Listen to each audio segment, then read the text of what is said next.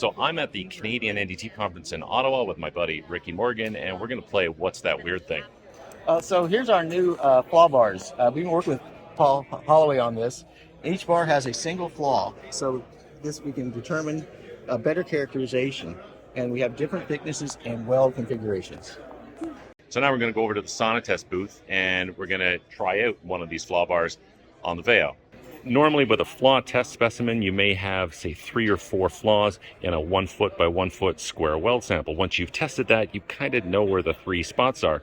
There's so much more to learn about the characterization. So by dividing this up into sort of each flaw bar has 1 flaw in it, you can actually pack a Pelican case with, say, 6 or 12 different flaws. It makes a great training tool. Over here I've got a flaw bar set up. This is a 10 megahertz 32 element transducer. You can see on this one the cap's been removed, and as I move this back and forth, you can see there is some porosity on the top side. I'm just going to see that a little bit on my first leg, but right there on the bottom, this is actually a really neat one. It's actually got root lack of fusion right on the hot pass.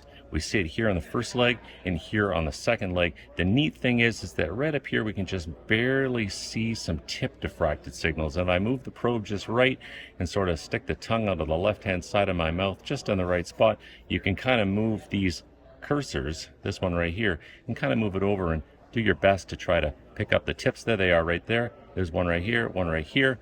And if I move this cursor straight over, we can see the height of that lack of fusion is 2 millimeters.